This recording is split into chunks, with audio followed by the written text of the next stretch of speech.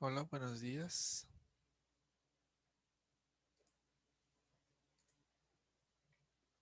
Buenos días. Buenos días.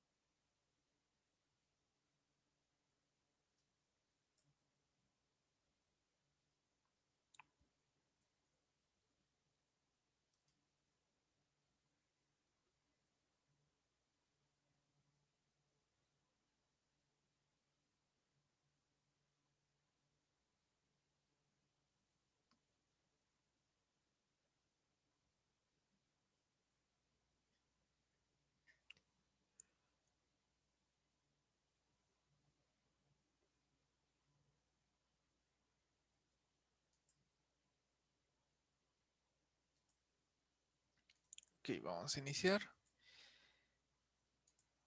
Vamos a revisar de manera rápida las respuestas del examen. En general, en el examen teórico, la mayoría le fue bastante bien. Hubo preguntas que de plano hasta todos la sacaron correcta. Y pues bueno, la primera pregunta es, déjenme les hago un pequeño zoom. ¿Qué es una función recursiva? Una función recursiva es pues, cualquier función que se llame a sí misma. Básicamente esa era la palabra clave. Y como pues información extra, pues también tiene una condición que hace que se interrumpa. Esas son las dos partes más importantes de una función recursiva, que se llama a sí misma y contiene una condición que la termina. Pero básicamente con solo mencionar que es una función que se llama a sí misma es correcto. De ahí, pues bueno, puede ser como es un, es una función que se llama a sí misma y pues es como una alternativa a un for o un while también, pero pues, lo importante es que es una función que se llama a sí misma. Esa es recursividad. Dos, ¿en qué consiste resolver un problema por fuerza bruta? Resolver un problema por fuerza bruta es probar todas las combinaciones o todas las soluciones, todas las posibles soluciones, bueno, no todas las posibles, todas las combinaciones posibles una por una.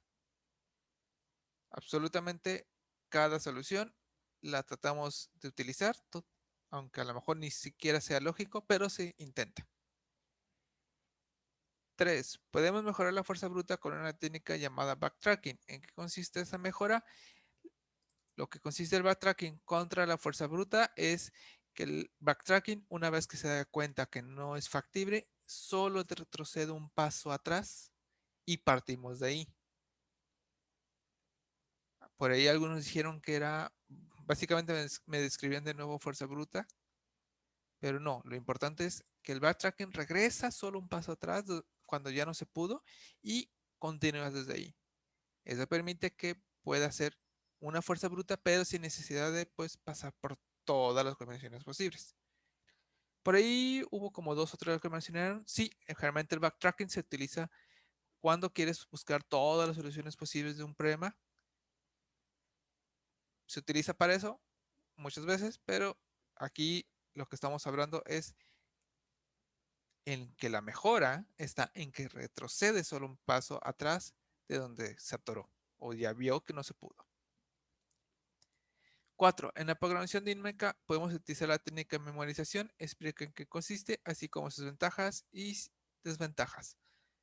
La memorización pues consiste en guardar en memoria RAM la solución de algunas operaciones de cualquier algoritmo que generalmente sepamos que se va a utilizar con mucha frecuencia.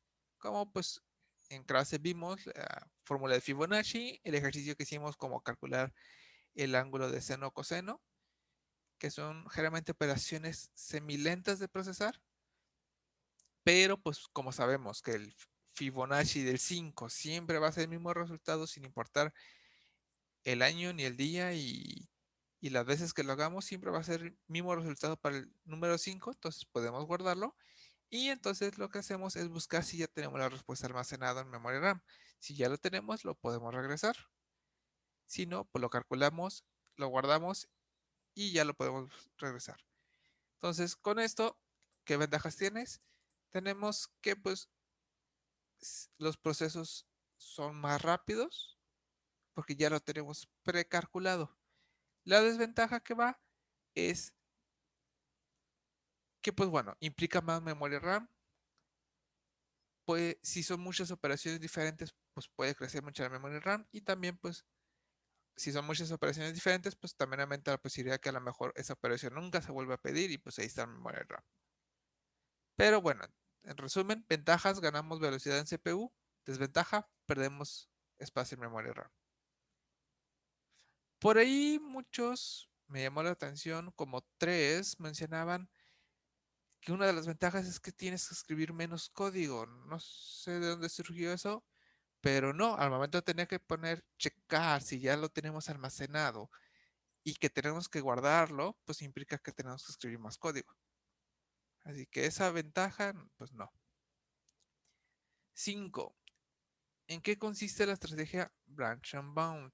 Branch and Bound, con su palabra pues viene de pues, arbustos, básicamente, y lo que trata es como conseguir un máximo mínimo posible o factibles que habíamos visto que pues habíamos visto en el ejemplo de obtener el camino más corto para ir de un punto A un punto B.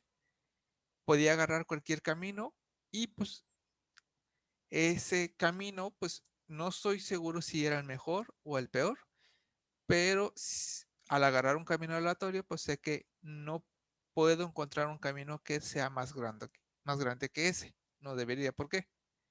Entonces me ayuda a que, pues bueno, como voy recorriendo los caminos y encuentro un camino que ya era más grande que a mi solución tonta, así a la rápida, el que agarré por ma- a a la puntería, pues no puede ser más grande a ese. Entonces, un momento que pues, a medio camino me di cuenta que ya estaba más grande el viaje, pues lo podía cancelar. Entonces, ayuda a determinar como camines o soluciones no viables y desde un inicio descartarlas. 6. ¿Cómo se llama la estrategia donde nunca retrocedemos una decisión? Solo se toma la mejor opción que se puede en ese momento y nunca cuestionar en cada paso que se da. Era el heurístico o el grid. 7. ¿En qué consiste divide y conquista en programación? Pues bueno, consiste en dividir el programa, bueno, un problema en subproblemas y resolver esos pequeños problemas que son más fáciles de resolver pues, en versión pequeña. y hasta ahí. 8. Del siguiente mapa tenemos una planta de energía en B. Hay que encontrar la mejor manera de interconectar todas las ciudades utilizando la menor cantidad de cables para distribuir energía a todas las ciudades.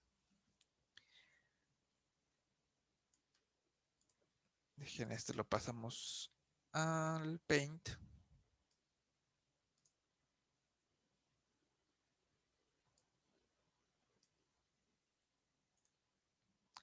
Ok, entonces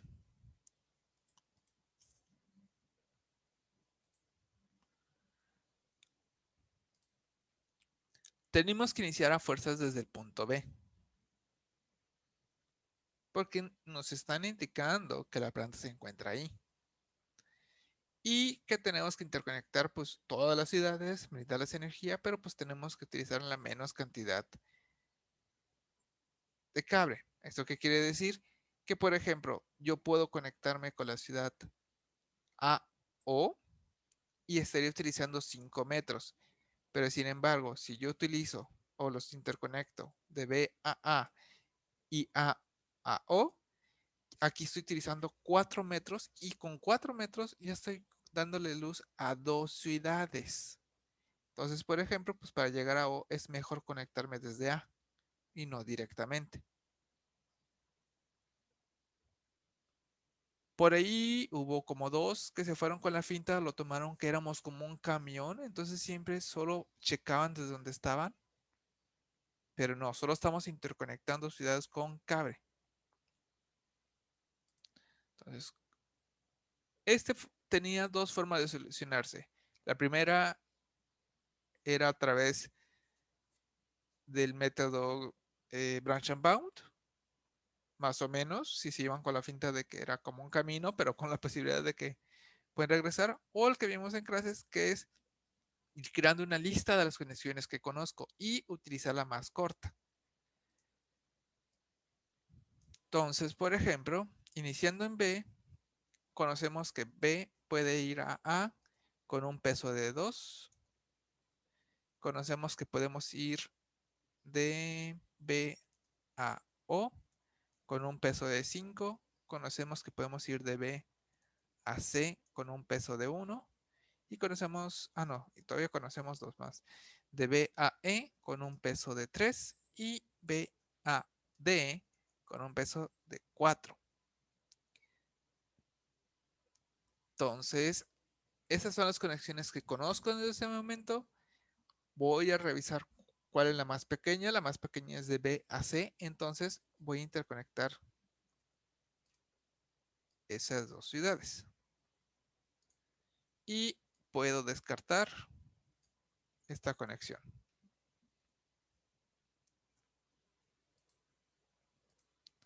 ¿Ok? Entonces, ahora conozco que C puede ir a O con un peso de 4 y que de C puedo ir a E con un peso también de 4. De aquí, la conexión más pequeña que conozco es de B a A. Entonces,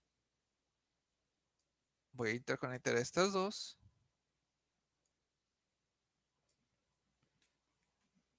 Y voy a borrar esa conexión porque ya fue utilizada. Y ahora vamos a agregar a la lista qué nuevas conexiones conocemos. Conozco que puedo ir de A a O con un peso de 2.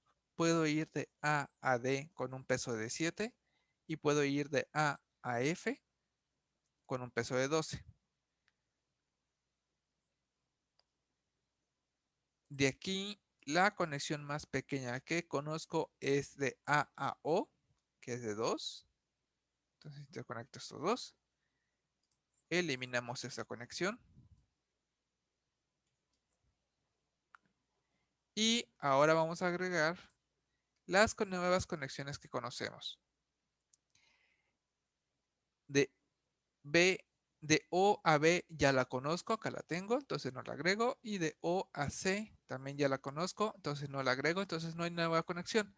Entonces ahora vamos a pasar a utilizar la conexión más chica de las que conocemos. De ahí la que sigue es B a E.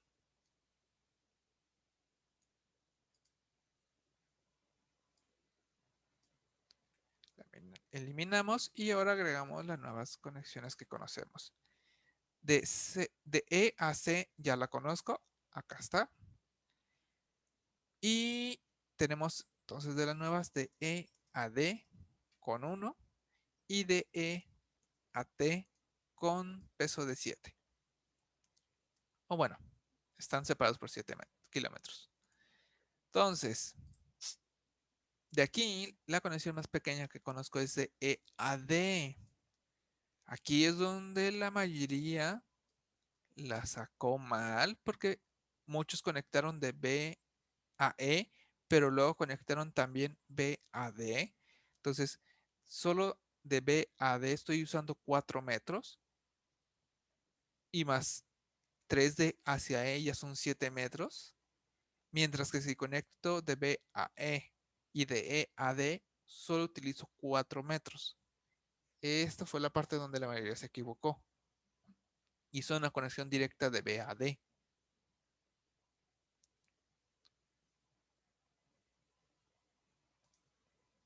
Ahora, agregamos a nuestra lista. Bueno, dejen primero subo un poquito más. Profesor, Ajá. entonces una conexión directa se considera incorrecta. Sí, porque te está utilizando más cables y lo que estamos buscando es utilizar la menos cantidad de cables en metros. Aunque sea la misma cantidad. Es que no es en sí la misma cantidad, porque por ejemplo, por aquí, para Ah, llegar se a refiere necesitamos como que 3, está 4. segmentado, ¿no? Exactamente, estamos Oh, usando ya. solo de B a D, por ejemplo, son 4 kilómetros, pero solo Sí, estás sí, sí. conectando a D. Sin embargo, por acá estás usando igual 4 metros, pero estás conectando ya 2 ciudades. ¿Cuál es el problema con el conectado directo? Ok, por ahorita tienen el mismo metro, pero al momento de también conectarte, aunque sea de D a E, ya son 5 kilómetros de cable contra 4. Entonces es más corto por este rombo. Ok, ok. Gracias. Ahora, de D agregamos las nuevas conexiones. De B a D ya la conocemos. De A D ya la conocemos.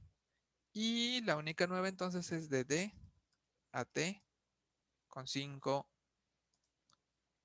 de conexión. De la lista que ya conocemos, checamos la más pequeña. Perdón, no olvidé quitar la ED. Ok, de la que tenemos, vamos a checar. Tenemos varios de 4. Vamos a revisar, irnos por la primera que está en mi lista. La primera que encuentro, que es B a D. B y D ya están conectados. Entonces, bueno, ya tienen conexión. Entonces, pues nomás lo quito. De ahí las siguientes de C a O. También las 2 ciudades ya están conectadas. Entonces, puedo quitar. Las siguientes de C a E también ya están conectadas. Entonces, lo puedo quitar. De ahí tengo otra vez 2. Voy a utilizar el primero que se encuentra en mi lista, que es de B a O. Ambas ciudades ya están conectadas. Bueno, ya tienen conexión. Entonces, lo quito. Luego me voy de D a T. Esa sí es nueva. Entonces, D a T. Quitamos esa conexión. Y vamos a agregar las nuevas conexiones. Conozco de E a T. Entonces, la única nueva es de T a F con un peso de 3. Utilizo la conexión más pequeña que conozco. Es T a F. F no está conectado todavía, entonces sí puedo usar esa conexión.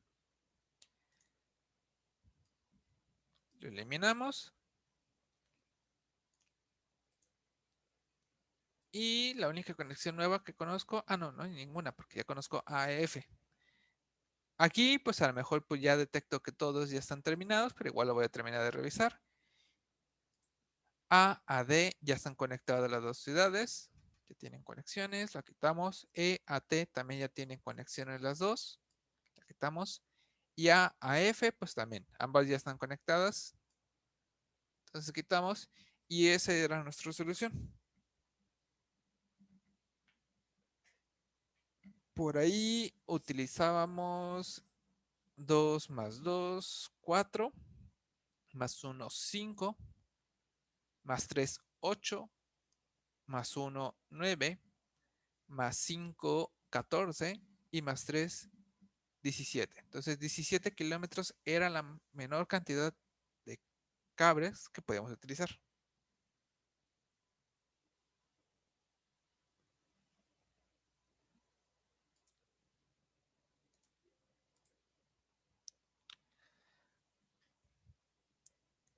Ok, 9.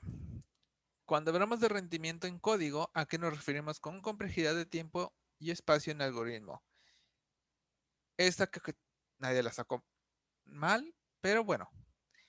Complejidad en tiempo es cuánto tiempo le toma procesar nuestro algoritmo, nuestra fórmula, n cantidad de datos. Básicamente es cómo va creciendo su tiempo de procesar con cómo va aumentando su n cantidad de datos a procesar. Y el espacio, la complejidad de espacio es su espacio en memoria RAM que necesita para resolver el problema, cómo va creciendo en n cantidad. 10. Explica cómo funciona el merge shot. El merge shot es una forma de utilizar el divide y conquista. Por acá la grabamos. Divide y conquista. Muchos se fueron con la finta de que solo me volvían a explicar en qué consistía divide y conquista, pero no me lo hablaban respecto a cómo funcionaba en un merge short. El merge short básicamente funciona en que tu arreglo original lo separas en varios subarreglos, básicamente hasta que quedan en forma individuales y los vas agrupando, vas juntando y creando pequeños arreglos. Y esos pequeños arreglos los vas luego juntando entre ellos.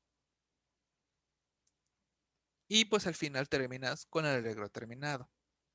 Muchos solo me explicaban que consistía en dividir, algunos casi usaron las mismas palabras, dividías el problema y, y trabajabas con los problemas separados, pero no, aquí es del arreglo grande, lo vas separando en pequeños arreglos y ya esos arreglos pequeños los vas combinando unos con los otros. Y al terminar, terminas con el arreglo ordenado. Por ahí hubo uno que mencionaba que al momento de separarlo podías conseguir las posibles soluciones. Es solo una solución y es el arreglo ordenado. Y pues bueno, la onceava realmente no había un correcto e incorrecto, solo era saber pues, su opinión, que era pues de todas las estrategias, cuál más les agradaba. De ahí pues el que más tuvo fama fue backtracking, de ahí el branch and bound y por último el dividir y conquistar. El heurístico y programación dinámica, creo que nadie los mencionó realmente. Por ahí sí mencionaban que se podían combinar o algo así, pero en general esos fueron los ganadores. ¿Okay? ¿Alguna duda con el examen teórico?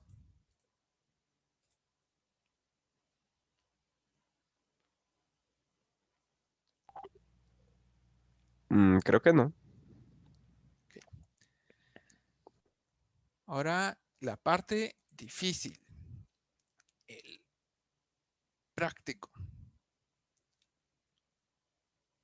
De aquí les puse 5 problemas. De los 5 problemas solo me tenían que resolver 3. Ustedes tenían totalmente la libertad de seleccionar las 3 que querían resolver. Y bueno, el primero, igual dejen hago un pequeño zoom. El primero de un arreglo ordenado, regresar true o falso si se encuentra o no.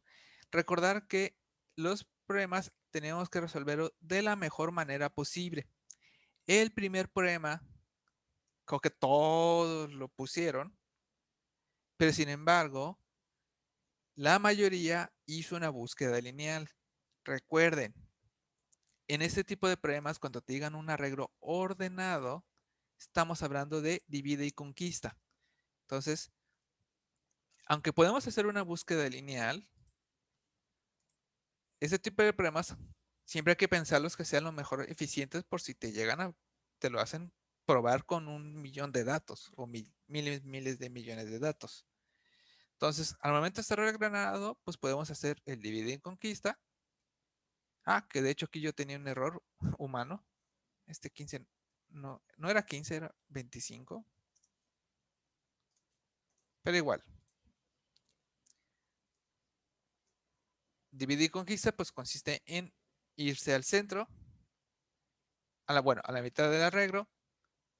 Si no es el número que estamos buscando, checamos si el número que estamos buscando es más pequeño, vamos a revisar en el lado izquierdo. Si el número que estamos buscando es más grande, vamos a buscar del lado derecho. Y así sucesivamente. Creamos un nuevo arreglo más chiquito y vamos a la mitad. Si no era el que estábamos buscando, pues nos íbamos hacia la izquierda y si era más grande, nos vamos hacia la derecha. Entonces, pues a lo mejor aquí, pues me voy a la izquierda, que estoy buscando el 2, me voy a la mitad, no lo encuentro, me quedo con un arreglo de un número, no es, lo vuelvo a dividir y pues termino con un arreglo de 0 tamaño y pues significaba que no se encontraba.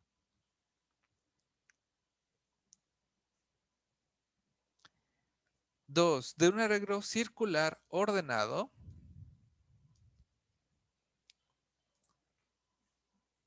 un arreglo circular ordenado significa que, pues, por ejemplo, si el arreglo original en este caso era 3, 5, 6, 8, 9 y 10, circular significa que aunque esté ordenado, puedo rotarlo. Y rotarlo sería que, por ejemplo, si todo muevo a la derecha, el 10 pasa al inicio, el 1 pasa a ser el siguiente y así ves, sucesivamente. Todo se mueve en un lugar a la derecha en su posición.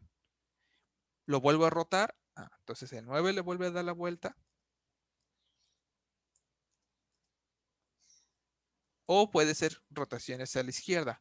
Entonces el 1 se va hacia la izquierda y el 3 avanza.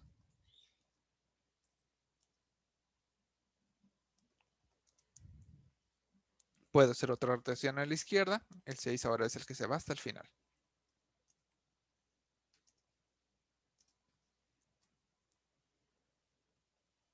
Entonces aquí van rotando así. Y aquí van rotando así. Este es un arreglo ordenado circular. ¿Ok? Encontrar cuál número realmente es el último de la serie. Hasta aquí les puse un tip. Esto es dividir y conquista porque estamos hablando de ordenado, arreglo ordenado. Entonces, lo que estamos buscando básicamente es cuál es el número más grande. ¿Sabe por qué? Si es un arreglo ordenado, el número más grande debería estar al final. Entonces tenemos que hacer una búsqueda del número más grande. El problema igual. Aquí pues podía hacer una búsqueda de lineal. Hubo unos que sí determinaron que podrían optimizarlo, que es que cuando encuentren un número, que su número de la derecha es más pequeño que él, significa que ese era el último y hasta ahí podían terminar. No era necesario llegar hasta el final. Eso fue una buena deducción. Sin embargo, pues en el caso que estuviera hasta casi al final, terminabas aún así revisando bastantes números. O el peor de los casos era que no estaba rotado, ya estaba ordenado y hasta el final sí estaba el último. Entonces terminabas revisando todos. Pero sin embargo, eso fue una muy buena deducción. Pero al momento de saber que es ordenado, puedo aplicar la misma estrategia de arriba. Irme a la mitad y checar si el número que encuentro a la mitad es el que estoy buscando. Si no, me voy a ir hacia la izquierda y a la derecha. Aquí lo interesante para saber si me voy a ir hacia la izquierda o a la derecha es que no compara el número que estoy buscando contra el que está aquí. con el que estoy apuntando. Comparo con el que estoy aquí contra el último del arreglo. Y ese es el que te dice, esa comparación, si te vas a la izquierda o te vas a la derecha. Si el número que estás viendo es más pequeño que el último, significa que a la izquierda va a estar el número más grande. Y si estuviera más chico, significa que está a la derecha. Este problema era honestamente el más difícil de resolver de una manera más eficiente. Pero se parece mucho al primero. La única diferencia es que hay que comparar el número con el que estás en el medio, tu actual medio, contra el último de tu arreglo. Ese es el que te dice hacia dónde vas. Por ahí hubo como 2 o 3 que lo ordenaban. Al momento de ordenar ya tienes que pasar por todos los elementos. Entonces, aún así el divide y conquista le ganaba. Entonces, sí, terminabas con el arreglo ordenado, sabes que hasta el final va a estar tu número más grande, pero sin embargo, pues es más lento. Entonces, pues no era lo más eficiente ordenarlo. 3. De un arreglo ordenado de enteros, encuentra los números consecutivos que tengan la menor suma de todo el arreglo. Es decir, si yo agarro 4 números, su suma tiene que ser la suma más pequeña. ¿Eso qué quiere decir? Por ejemplo, estos 4 números que me agarré así súper aleatoriamente, por ejemplo, estos, su suma es 44 más 5 son 49, más 80 son 129, más 100 son 229. Y si me agarro, por ejemplo, estos 4 de acá, su suma es 23 más 8, 31, más 70 son 101, más 33 son 134. Entonces, estos 4 números tienen una suma más pequeña que estos 4, por ejemplo.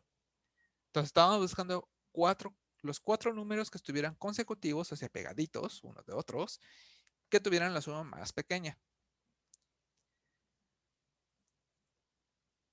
Aquí, pues bueno, la manera más fácil, pues sí, no hay manera más eficiente. A fuerzas tienes que recorrer todo el elemento una vez. Y la solución, pues estaba al inicio. Aquí había unas pequeñas versiones, pero podían estar checando que pues si el número que tenían aquí era más grande que la suma que ya conocías, pues no hacías la suma y simplemente avanzabas. Por ahí creo que la mejor solución que encontré era que iba sumando a la suma que ya conocía y le iba restando el último. Y luego iba sumando el siguiente y le restaba el menor y así iba sacando pues, la suma de todos. Eso de manera indirecta es un programación dinámica porque utilizas lo que ya conocías.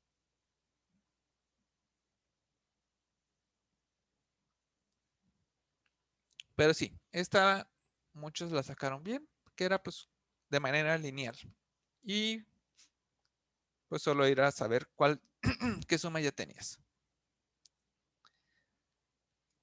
4. De un arreglo ordenado de ints, imprimir todos los números que son mayores a todos los números que se encuentran a la derecha.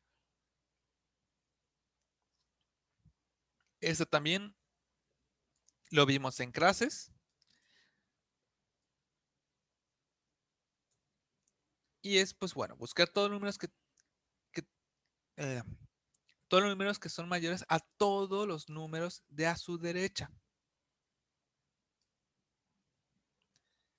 Es decir, el 10, todos los números a su derecha es el 4, el 6, el 3, el 5. Por ahí solo estaban comparando si eran más grandes a su número de la derecha, pero solo el del primero. No, era buscar todos los que fueran todos a su derecha. La solución que habíamos visto era hacer un for hacia la izquierda, iniciando desde el final hacia la izquierda, y como ahí fuéramos avanzando, ir guardando cuál es el número más grande. Entonces, bueno, el 5 pues no tiene con quién comparar. Y pues sí, cumple la condición, es más grande que a todo su derecha. Y el número más grande que conocíamos es el 5.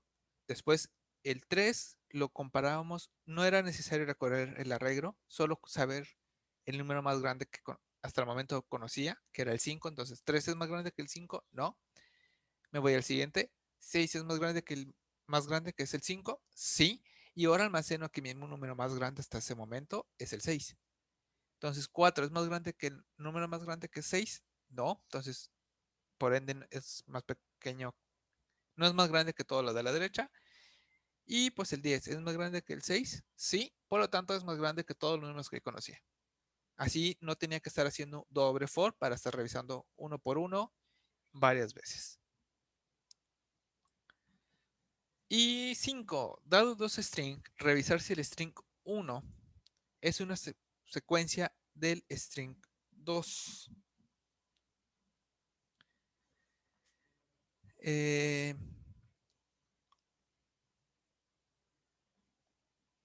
Entonces, una secuencia de un string es cuando se genera otro string que está formado por el string original, eliminando algunas o ningunas letras, y no se podían intercambiar las letras de lugar, no se podían cambiar de lugar las letras que quedaban. Ejemplo, AB es una subsecuencia de ABCDF, ya que si eliminamos la C, la D y la F, terminamos con la misma palabra. No hacemos ninguno en cambio, es decir, si hubiera quedado a lo mejor BAE, son las mismas letras, pero tendría que hacer un intercambio entre la B y A para lograr esa palabra, y eso no valía. Solo podíamos eliminar.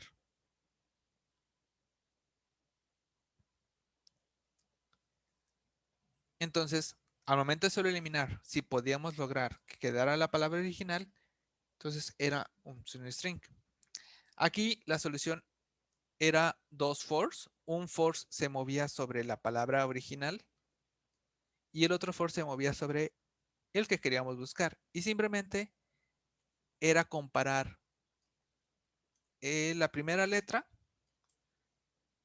con cada letra del abecedario, perdón, de la otra palabra. Y al momento que la encontraba, por ejemplo, ya encontré el A, entonces ya mi búsqueda, pero ahora solo voy a comparar la siguiente letra. Por ahí algunos seguían buscando desde la misma posición, podían haber avanzado ya uno por ende. Era todavía una pequeña mejora. Ahí A con B, sí, entonces ahora voy a estar buscando la E.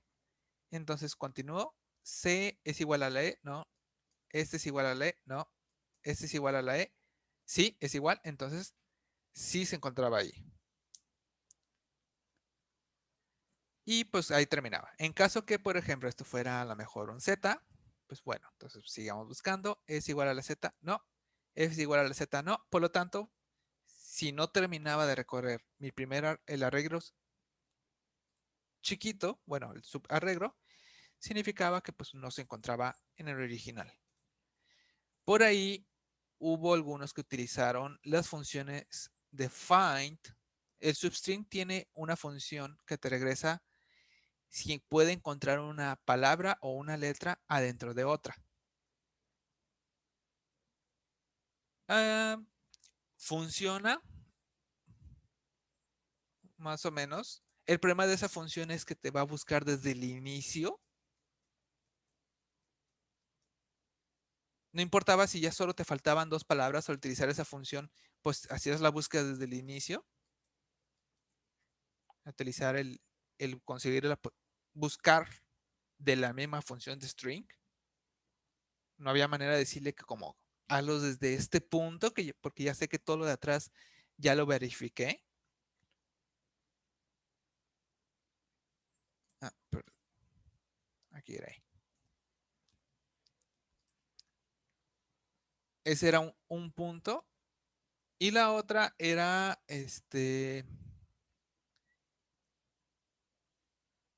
no, pues creo que ese era el problema de varios que utilizaron las funciones del string para buscar, porque no te vas hasta el inicio. Perdón, se van hasta el inicio, cuando pues pueden continuar donde se quedaron.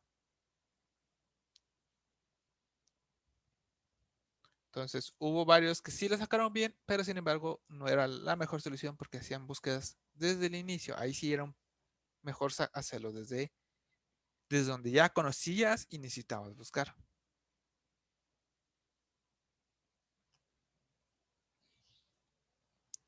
Y básicamente esas eran las soluciones. Oh, y también había un problema con esa forma de usar el de buscar la palabra. Por ejemplo, este problema les funcionaba utilizar las funciones de buscar de string, pero se les moría si yo les cambiaba el caso y le decían, por ejemplo, no, perdón, acá. ¿Qué pasaba si yo les buscaba si la palabra AABE era una subsecuencia de este? Al momento de tener que buscar desde el inicio, si iban con la finta de que sí había una A, pero no las suficientes para completar la palabra. Entonces, en ese caso, si yo les ponía una palabra donde hubiera doble vez una letra, su código me regresaba que sí la podían formar usando esta, cuando no es cierto. Yo podría borrar la C, podía borrar la D, podía borrar la F, pero no tenía otra A para formar esta palabra, la AAB. Entonces, los que hacían búsquedas desde el inicio morían contra un caso así.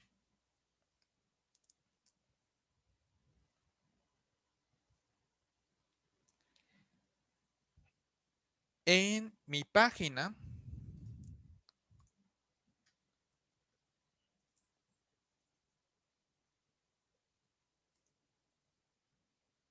ay,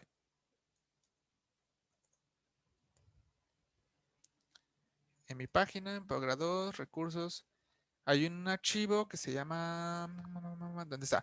Feedback examen 2. Ahí está una lista con la pregunta que sacaron mal en el práctico, más o menos qué fue lo que sacaron mal. Hay algunos que les dejé una pequeña anotación, por ejemplo, puede aparecer la 5, pero tiene la palabra correcto de que la sacaron bien, pero hay un como feedback. Y en práctico, pues también, y viene una sección de práctico, donde pues viene pues en que sí que evocaron.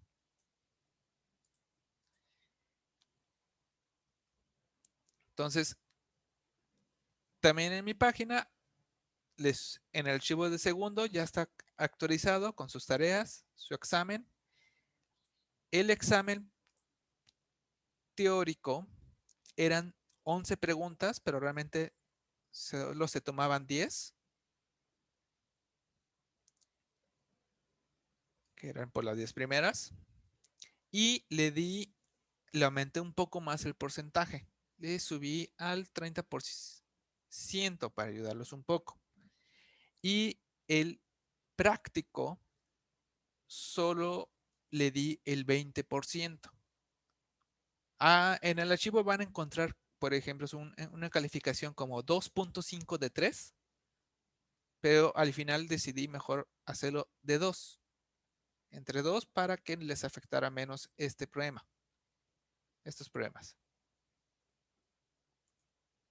Entonces, fue el único cambio que les hice para beneficiarlos. Entonces, quedó igual, 50% sus ejercicios o actividades en clases o tareas, más quedó el 30% del examen teórico, perdón, teórico, más el 20% práctico.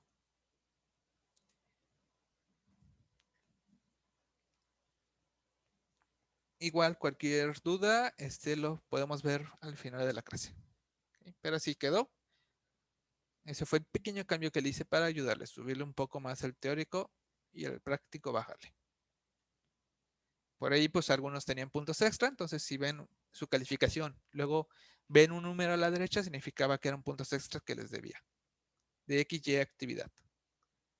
A los que resolvieron problemas de manera muy ingeniosa, también les puse puntos extras. Si lo llegaron a resolver por ahí algo. ¿Okay? Bueno, ¿alguna duda con el examen teórico antes de pasarnos ya a la parcial 3?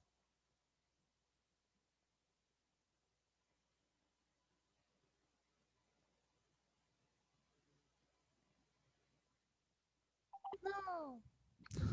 No, creo que no. Ahorita estaba checando el feedback. Ok, igual si hay dudas del feedback, lo vemos al final. Sí, está bien. Gracias. Ok. Bueno, entonces esto lo guarda, no, lo guardo. Y vamos a iniciar el... Oh, esperen, creo que este archivo no lo tengo aquí. Vamos a iniciar con la tercera parcial. No, no lo tengo aquí. A ver, de momento. Va a estar en mi página.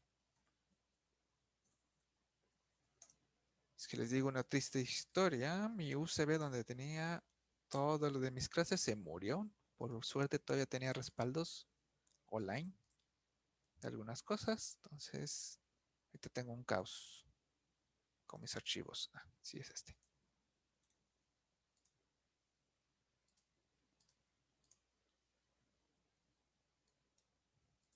Porque yo inteligente hice un respaldo de la USB en una compu que reformateé para vender. Así que me quedé sin mi respaldito de mi compu con respaldo de la USB.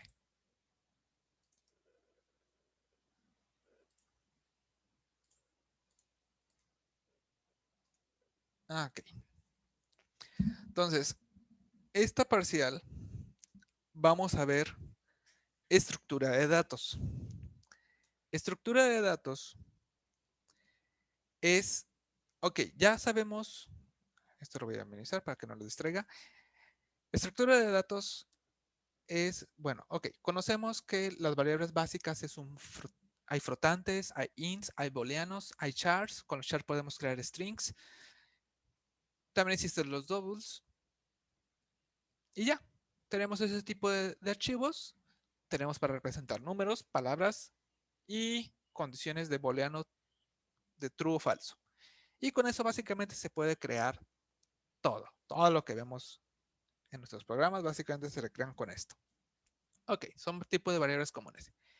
Pero ese tipo de variables los podemos combinar para representar otros datos.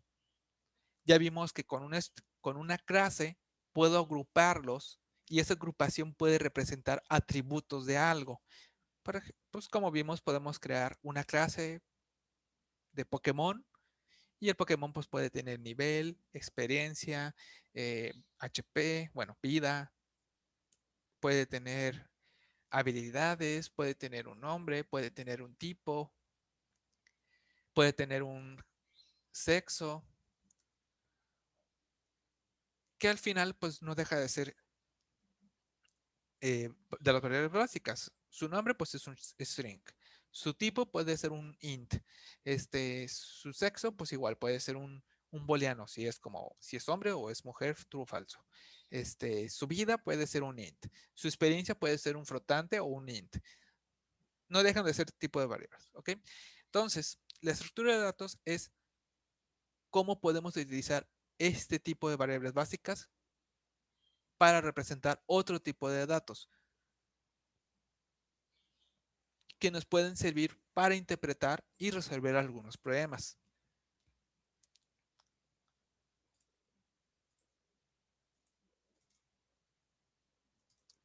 Como por ejemplo, una estructura de datos con la que ya hemos trabajado es los arreglos. Los arreglos es, ya hemos visto que, pues bueno, en vez de tener vida 1, vida 2, vida 3, vida 4, vida 5, vida 6, vida 7, vida 8, puedo crear un arreglo y así nomás le llamo vidas y lo puedo hacer del tamaño que yo necesito. Eso de que yo pueda tener muchas variables de un tipo es un arreglo y ya es un tipo de estructura de datos. Estamos representando pues una lista, un arreglo de un dato.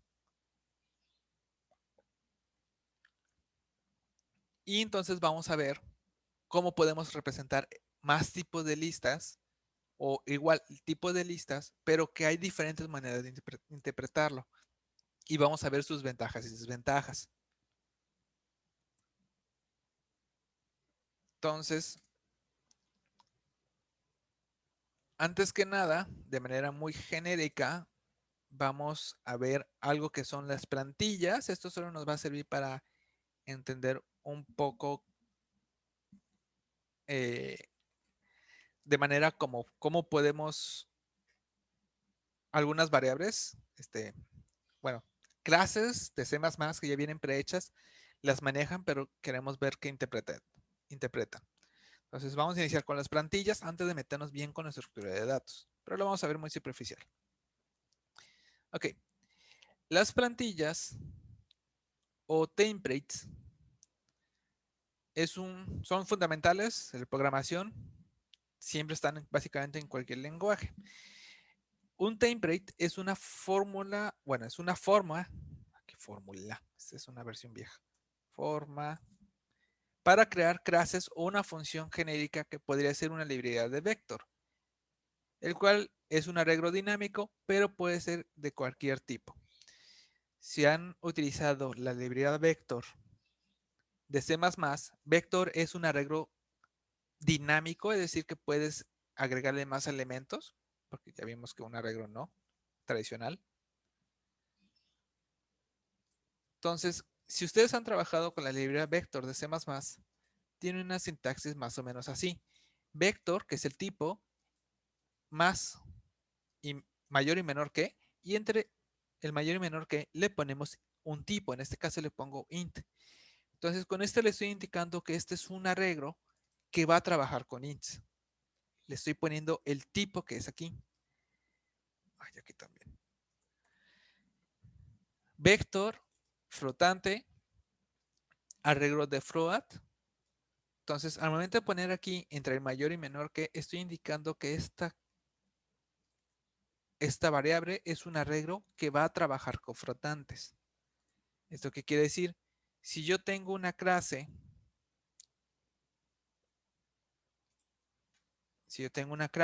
que puedo llamarlo vector2, que en su tiempo lo recreamos, que por ejemplo, pues yo quiero que, pues es X y Y, ¿no? Y pues puede tener varias funciones, que producto pronto, pregunta cruz, bla, bla, bla. Pero si yo tengo esta clase de vector2, solo puede trabajar con ints y exclusivamente con ints.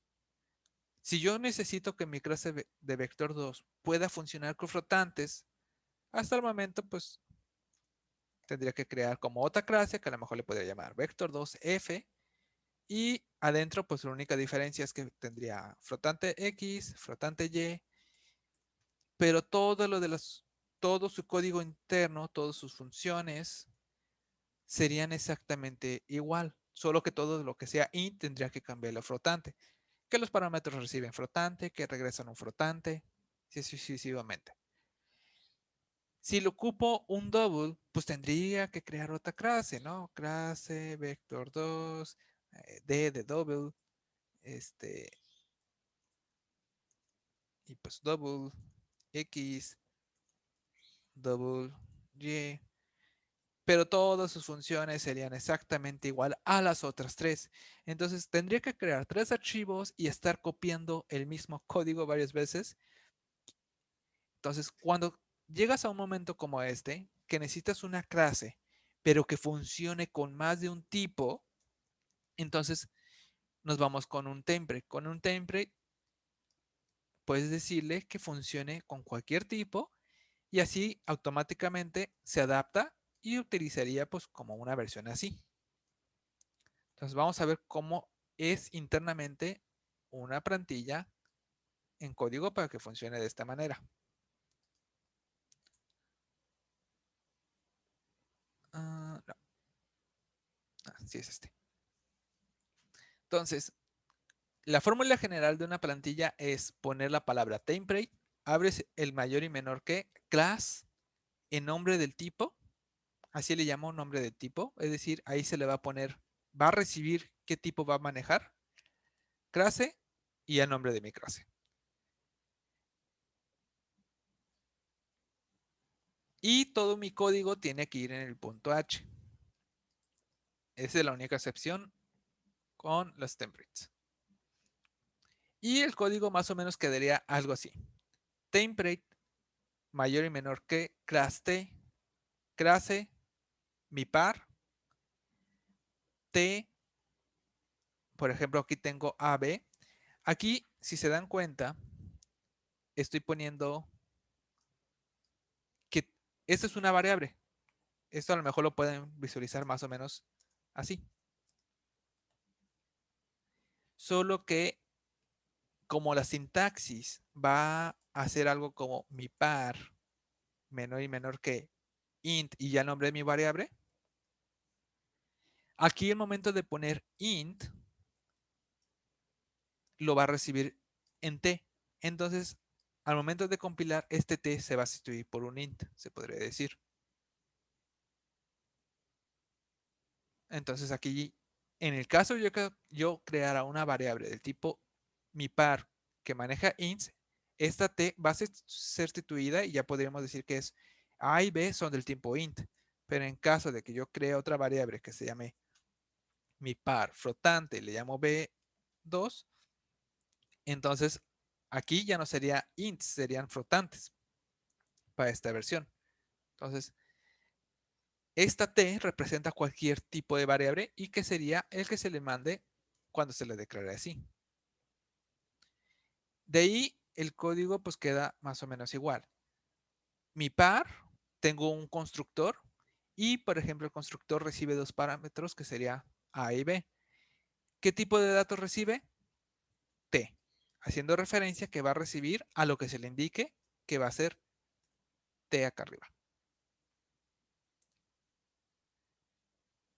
Y por ejemplo, hago una función que regresa cuál es el más grande entre las dos. El tipo de variable que va a regresar es un T. Igual, haciendo referencia que es. En caso de que no quieres poner el código aquí directamente, algo así sería la sintaxis. Template, clases T, T, mi par, T, dos puntos, de max. Es una sintaxis media fea. Yo le recomiendo más ponerlo acá adentro, pero pues lo pongo por si lo llegan a ver. Y aquí pues solo busco cuál es más grande, si A o B. Pero por ejemplo, aún dentro de mi función, yo puedo declarar variables del tipo T. Puedo declarar un int, puedo declarar un flotante de manera normal, pero si quiero que sea dinámico del tipo que voy a recibir, bueno, me están solicitando, entonces tengo que decirle T. Y ya, pues cheque cuál es más grande, si A y B, y eso va a regresar. Entonces, en mi main, yo ya puedo declarar mi par, le voy a decir que va a trabajar con ints, en mi nombre de mi variable, le mando las variables que pide el constructor, este sería acá, como son ints, y aquí le puse ints, aquí ya se sustituye int first, int second, y yo ya puedo poner, por ejemplo, que imprima mi objeto getMax, y me regresa cuál es el más grande de los dos. Y este código funcionaría directamente. Vamos a probarlo rápidamente en Visual Studio para jugar un poco con él. Ay, dejen, creo mi...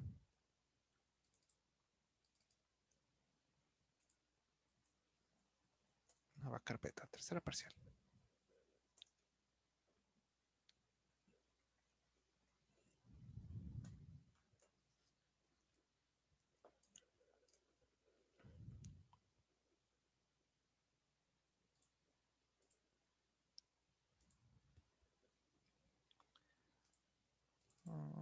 Pogra 2, tercera parcial. Esta es una plantilla o template.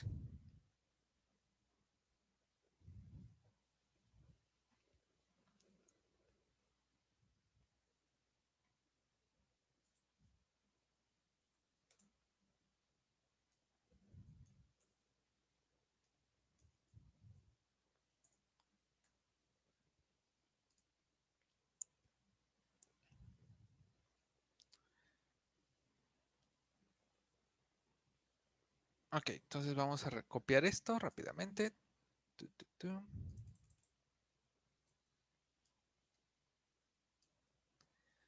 Esto debía de ir en su propio archivo .h, pero lo voy a dejar en el cpp para que sea fácil jugar con él. Entonces, template, clase, t, clase, por ejemplo, vamos a hacerlo con, bueno, vamos a Profe, usar este mismo ejemplo. profe. Ajá. Ahí la T le puedes poner la letra que quieras o por eso tiene Sí, que ser es T. como un tipo de variable, es como tu nombre de variable, entonces le puedo Ah, llamar ok. tipo, por ejemplo, explícitamente. Nada más pongo T porque es como lo más tradicional. Si agarras libros y así, generalmente siempre vas a ver que ya en práctica le llaman T. Haciendo referencia a T de type o de tipo. Nosotros vamos a hacer un poco más explícita, la vamos a llamar tipo. Entonces, aquí el tipo, A, B, público, mi par, T,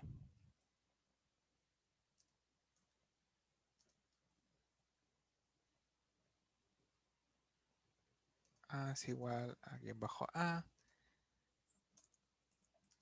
B es igual a guión bajo B. Y aquí voy a regresar en más grande. Y aquí yo le recomendaría poner la sintaxis, el código luego aquí. Profe, ¿el getmax no va en minúscula? Como sea, porque como es mi nombre de función, Ah, ok. es mía, yo puedo decir como quiera.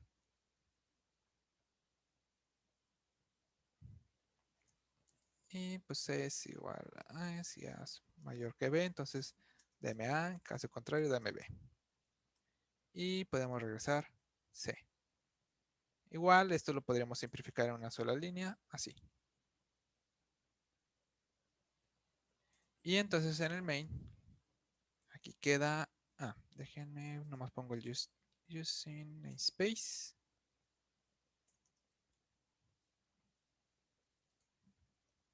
Mi par, le digo que es int, mi par int, lo voy a llamar, para que sea un poco más explícito, es 75. Y vamos a imprimir mi par int getMax.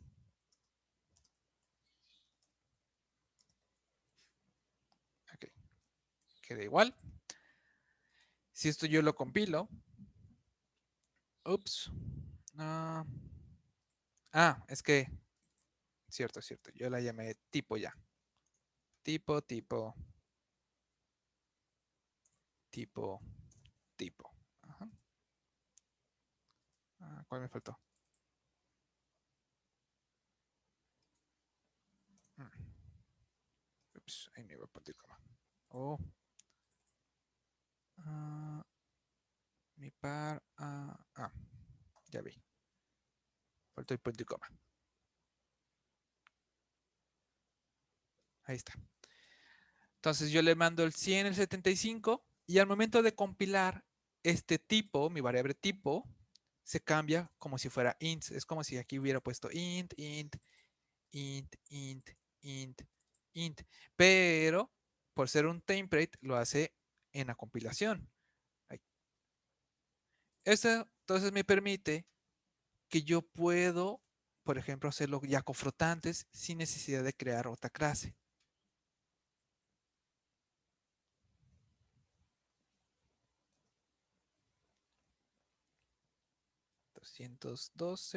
.9f mi par float getMax. Entonces, por ejemplo, aquí yo nomás le dije que va a trabajar con floats, entonces mi clase ya funciona con floats, sin necesidad de hacer cambios.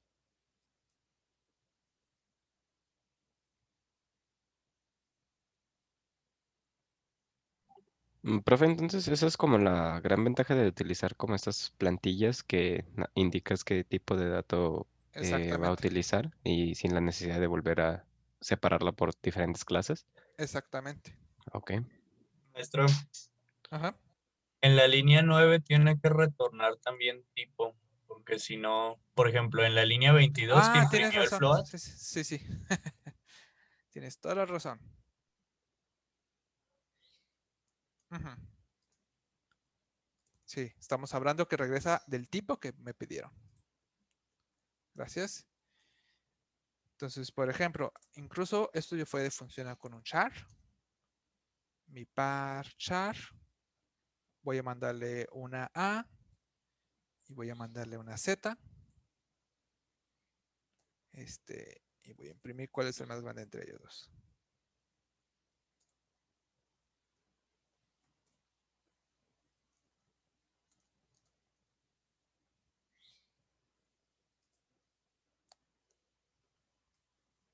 Y me dice que el más grande entre A y B, que diga entre A y Z, es Z.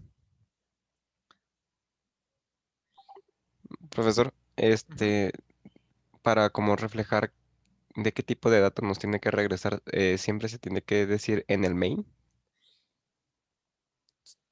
Pues no en el main, pero en donde lo utilices. Ah, ok. Ahí es donde tú tienes que decir de qué tipo es. Y Porque si no, siempre, no sabe cómo interpretarlo. ah, ok. Y siempre es así con mayúscula para iniciarlo, ¿verdad?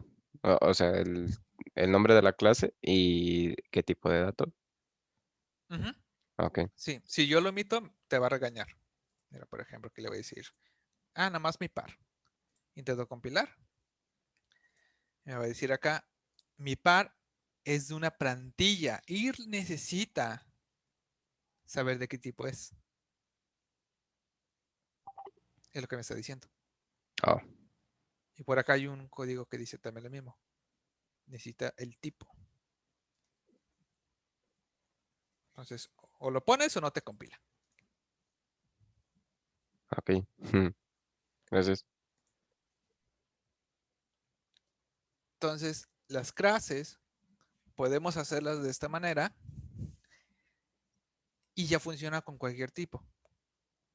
Sin necesidad de estar, porque sin esto tendríamos que crear esta misma clase, pero con ints. Y luego una versión que sea el char. Es decir, si esto quisiera que funcionara con charts, sin necesidad de plantillas, tendría que hacer esto. Sería como, pues voy a copiar todo, char, y todo lo cambio a char, char, char. Ay, ups, aquí dejé sin querer al estar jugando. Char, char. Mi tipo char. Y aquí ya tendría para char. Que lo necesito para flotantes. Entonces déjenlo copio y lo llamo float. Y aquí lo hago float. Pero la lógica es la misma, internamente es la misma. Entonces cuando necesites hacer algo así,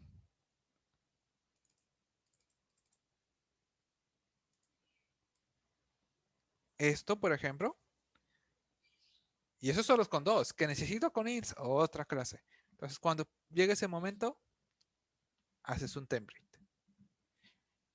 Y esto lo vemos porque, pues bueno, vamos a estar viendo algunas librerías de C++ y pues lo utilizan mucho, haciendo referencia que esto es lo que sucede internamente. Solo es una clase que se adapta al tipo que tú necesites, que pues tú te lo tienes que indicar.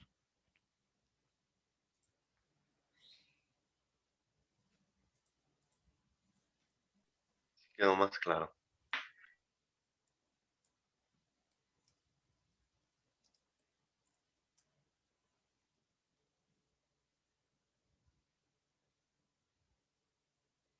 Entonces, como el ejemplo que les mencionaba, si yo quiero o necesito una clase de tipo vector, bueno, yo la más lo voy a poner 3T, vector.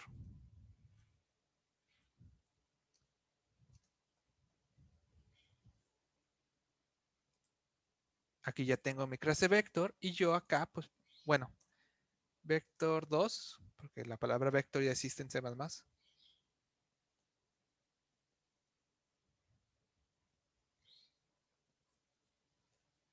Entonces, cuando la crea, pues le puedo decir de qué tipo la necesito.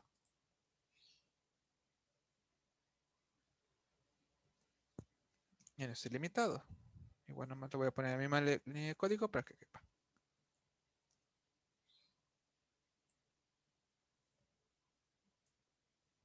Entonces, necesito una clase vector 2, que es algo muy común en videojuegos, vector 2 y vectores 3, con sus producto cruz, punto, producto cruz, sumas que puedas dividir, todo eso. Así lo hago. Y ya funciona pues con los tres que me importarían. Bueno, los dos más importantes, ints y flotantes.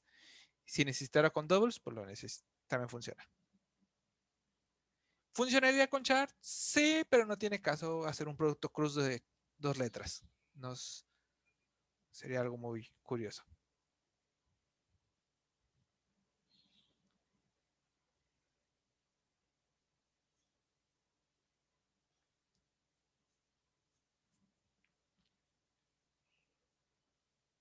Entonces, esa es una plantilla. Es una clase que se puede adaptar y con cualquier tipo de dato que nosotros le indiquemos.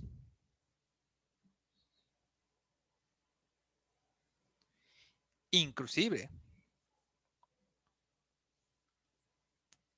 puede funcionar, dependiendo de las funciones internas, puede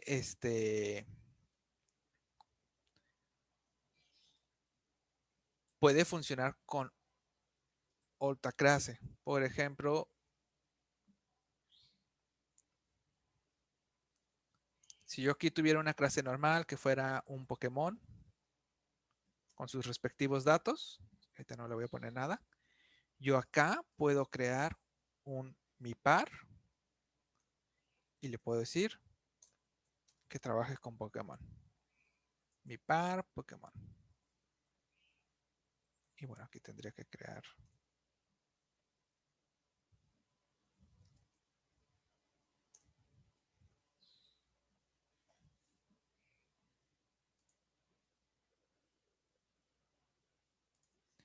Nada más que como pues en caso, por ejemplo, que Pokémon no tiene datos y no le he enseñado cómo puede compararse entre ellos, esta función sí me marcaría error. Mi par Pokémon.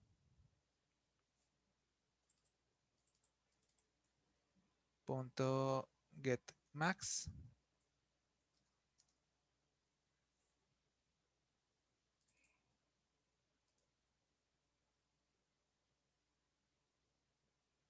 Mi par Pokémon. Mi par.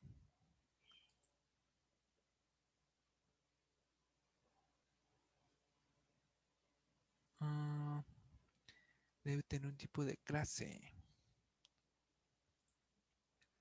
Pues ya le dije arriba. A menos. ¿Tampoco quieres que te diga qué es esto de nuevo? No. Bueno, creo que va de la mano, solo me está marcando de diferente. No, vamos a llamarlo P para simplificar.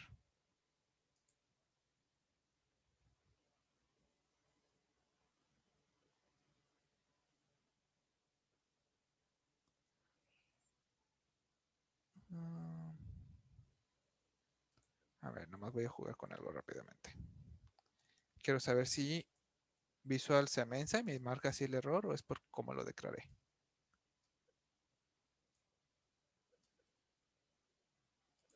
Ahí.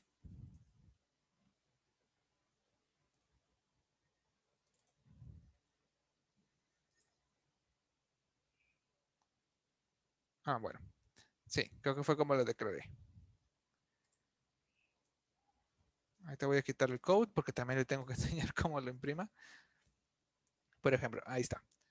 GetMax, pero al momento de compilar, vamos a ver qué hace. Ajá, sí me va a regañar. Aquí me va a regañar porque no sabe cómo comparar un mayor y menor que con Pokémon. Ya vimos que sí podemos enseñarle con una sobrecarga.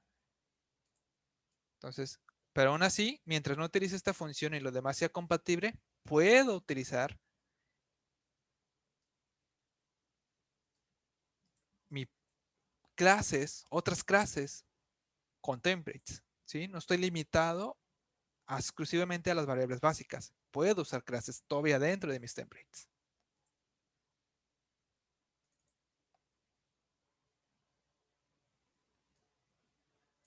Entonces, hasta aquí sí compilaría sin ningún problema.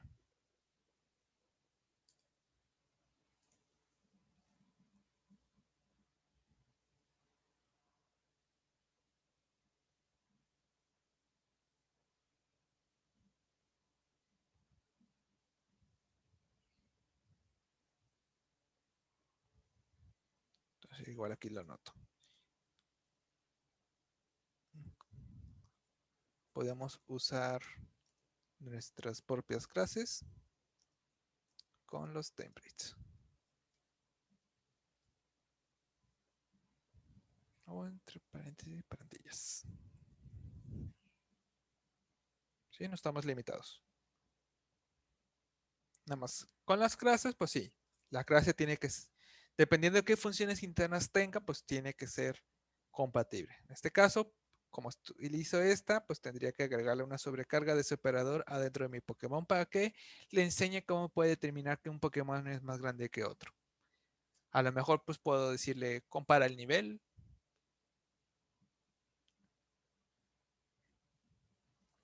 Pero eso ya es aparte.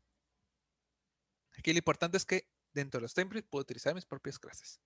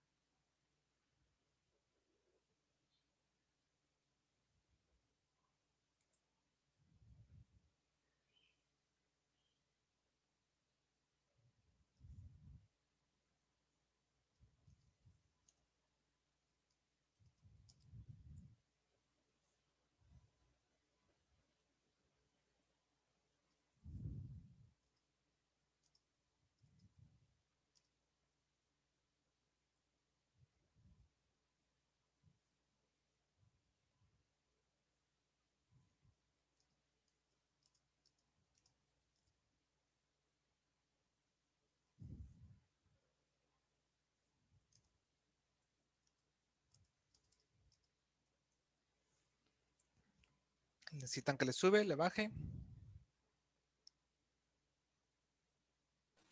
¿Puedes subirle tantito? Claro. Ahí arriba realmente no tengo nada fuera del Listen Speed. ¿Creo que le pueda bajar un poquito? Ahorita me acaban de Ya. pedir que le subir. ¿Ya? Ok. Sí. Me sale un error al compilar y no veo que tengo mal. Checa los puntos y comas. Ok. A ver, hace ratito yo tuve ese problema y era un punto y coma.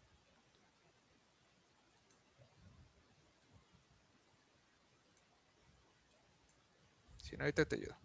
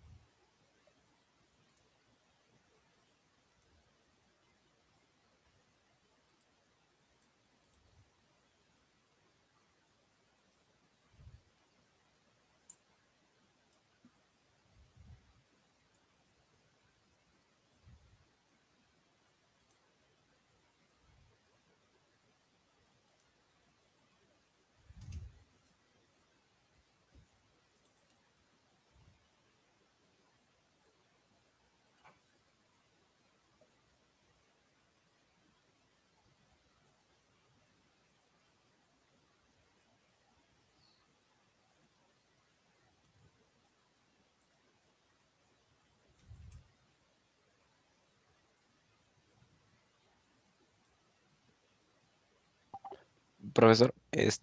de acuerdo al feedback, así como comentario rápido, se refiere que en el práctico está, o sea, toma como puntos completos de que está a sobre 3. En el práctico, Es decir, Ok, tienes un punto por un ejercicio bien, 2 por 2 bien y 3 por... Exactamente. Ah, ok, va que va. Pero al final se cambió entre 2.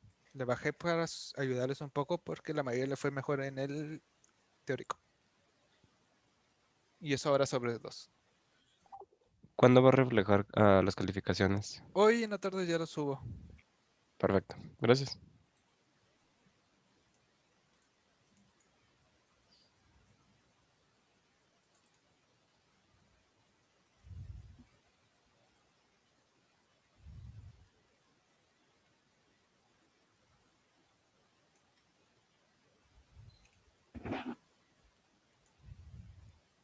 ¿Hay falta de copiar? ¿O alguna Yo, duda yo, con las nomás me plantillas? falta una línea. Voy. Ok.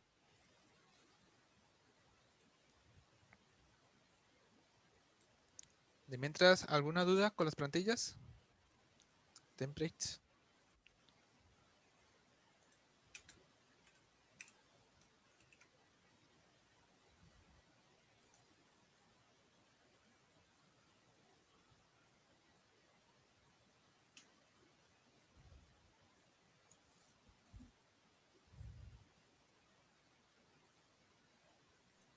Y los templates solo pueden ser como de tipo clase, no pueden ser de algún otro tipo. Puede ser clases o funciones. Puedes hacer funciones que reciba cualquier tipo de parámetro con templates. Y exclusivamente esos dos. Ok. Gracias. Ajá.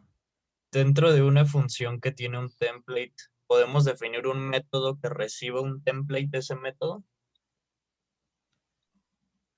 Dentro de un template podemos crear una función que reciba. Sí.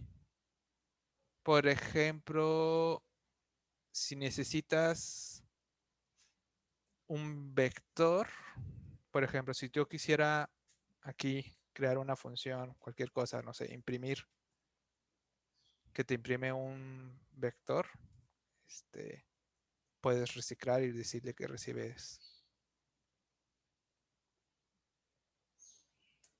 un arreglo de tipo, bueno, me va a regañar porque no lo he incluido.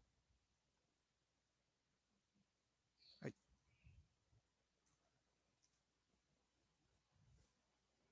Ahí está. Ah, aquí se llama tipo. Tipo. Pero no me refiero a tipos, me refiero a que imprimir, por ejemplo, tenga un template que se llame tep, o por ejemplo.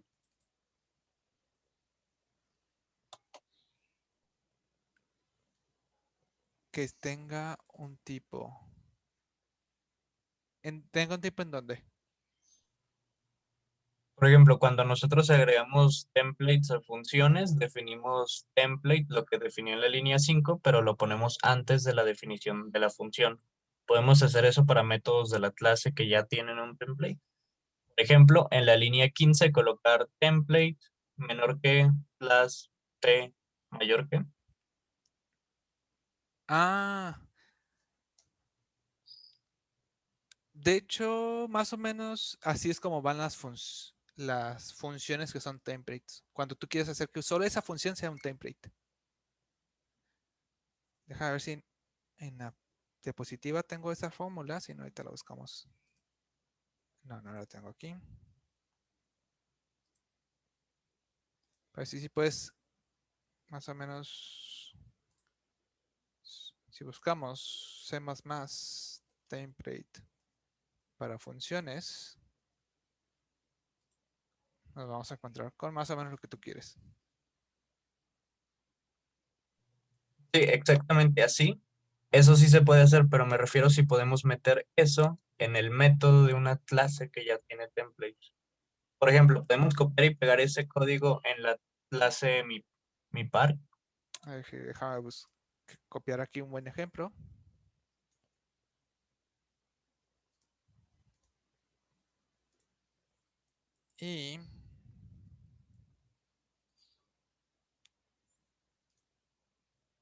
Y vamos a probar rápidamente.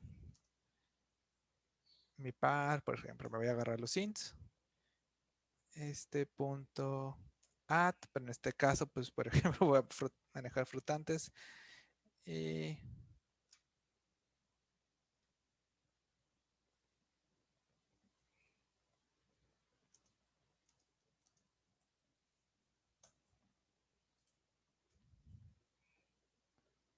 ahí está. Déjale, pongo flotantes para que se vea que sí está regresando un flotante. Ahí está, 25.6. En sí lo que estamos haciendo es que la función es un template por sí sola. Ok, gracias.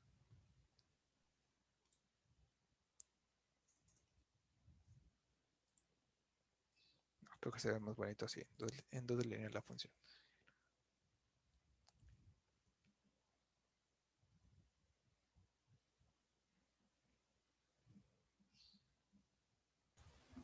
Sigo teniendo el error.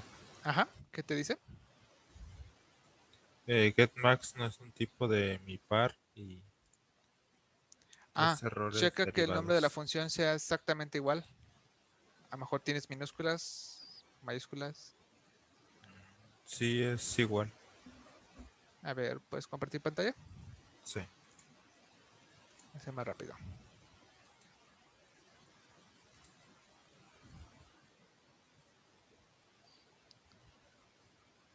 Getmax no es un de mi par. A ver, vete hasta arriba. Vamos uno por uno. A ver, De los errores. En la línea 38 dice que getMax, que M es mayúscula.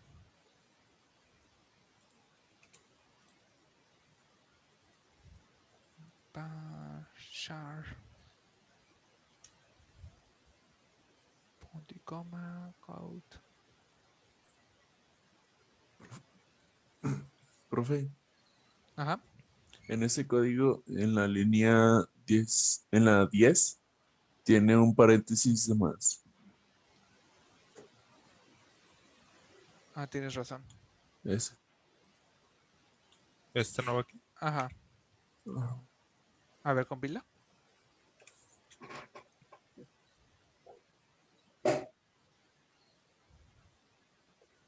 Sí, era Ok. eso.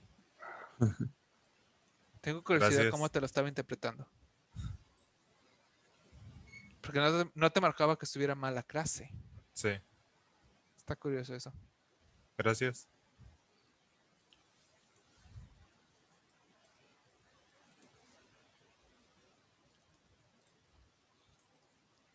Entonces, las plantillas nos permiten crear funciones y clases, que es lo más popular, para que sean un poco pues, más dinámico, pues con qué tipo de variable pueden trabajar.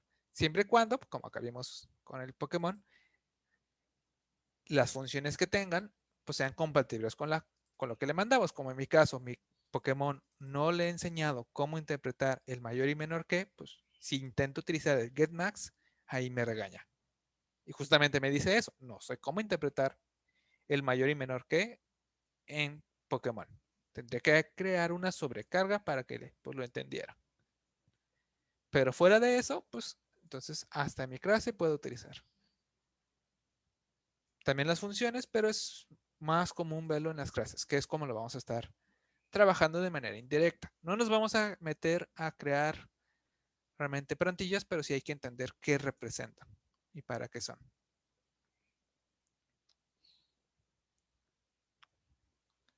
Okay. Ya para terminar, entonces, con esto vamos a poder trabajar con... ¿dónde está? Oh.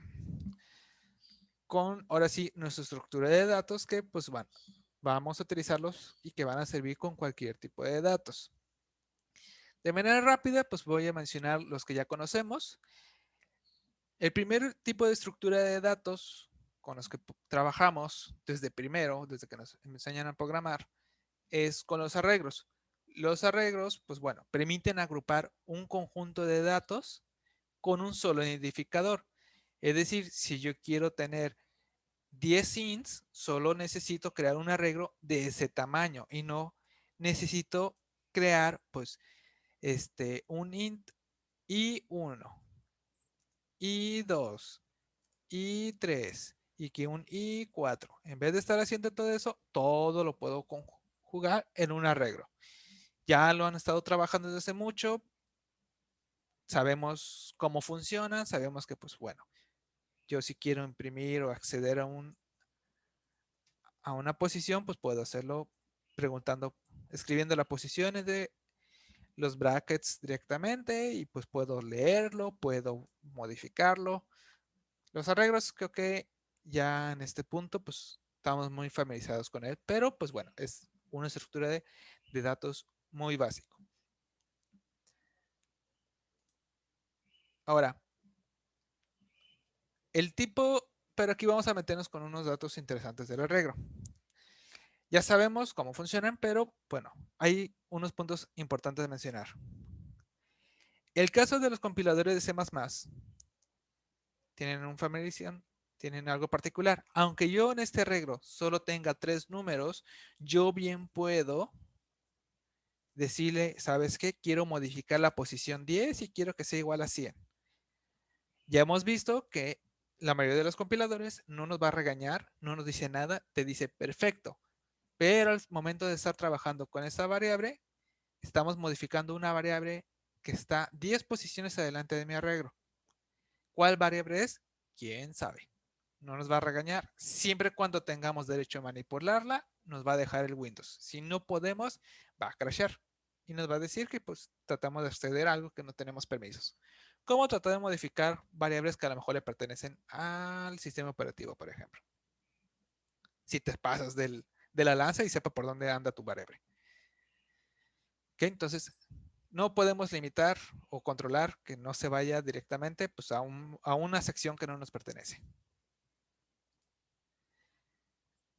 Ya sabemos que también que los arreglos realmente son tratados como apuntadores. Ya hemos visto que pues, aunque yo tengo un arreglo, puedo mandarle como parámetro a una función que reciba, por ejemplo, un apuntador de A y puede recibir el arreglo. Eso también ya sabemos. Y pues bueno, si creamos fugas de memoria, pues es otra cosa. Ok. Ahora, estos arreglos que hemos estado viendo, les vamos a llamar arreglos nativos. ¿Y qué tienen los arreglos nativos? Tienen que una vez definido su tamaño, estos no pueden ser cambiados. Es decir, si en mi código yo le digo, pues quiero un arreglo de 5 elementos. Al momento que yo le digo que es de 5 elementos, ya toda su vida solo puede almacenar 5 ints. No puedo cambiarlo por ningún aspecto. Al menos este tipo. Entonces, este es un arreglo estático. Y pues bueno, un arreglo estático y no puede cambiar de tamaño en toda su vida. Perdón, este programa no tiene ñes. Cualquier dibujo. Pero ya conocemos su anteparte, que sabemos que si yo creo un arreglo del tipo apuntador, este es un arreglo dinámico. Y este sí puede cambiar de tamaño en cualquier momento.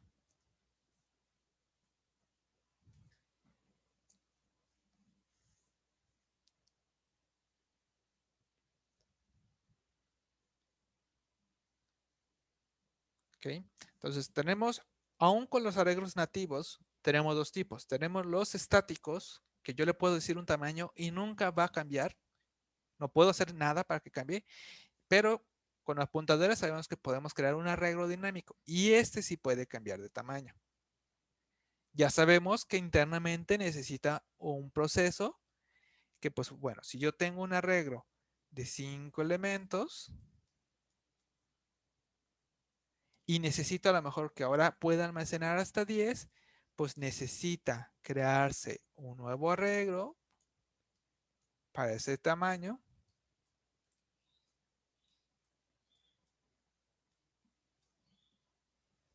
Necesito copiar todo lo que tenga el viejo al nuevo. Y ya hasta ese momento, yo ya puedo decirle que A es igual a este nuevo arreglo, pero antes con su buen delete al viejo. Y con ese proceso sabemos que nuestro arreglo puede ser dinámico, es decir, puede cambiar de tamaño, pero implica todo este proceso. Crear un nuevo arreglo, copiar todo lo del viejo y eliminar el viejo. Pero, sin embargo, esto pues ya permite que cambie de tamaño.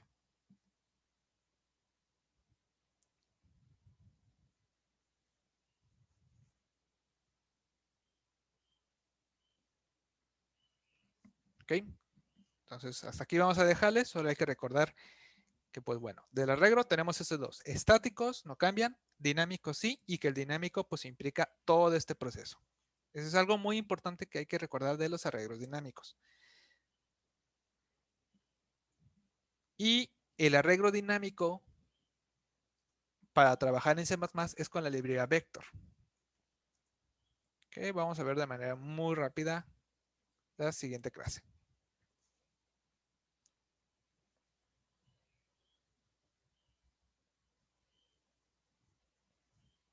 Va, profe, muchas gracias. ¿Va? Entonces, con eso sería todo por hoy. Al ratito ya les subo sus calificaciones. Igual ahí está mi archivo de Excel con todos los datos. Va, gracias, profe. Dale, profe. Nos vemos. Gracias. Tengan Gracias, profe. bonito día. Gracias.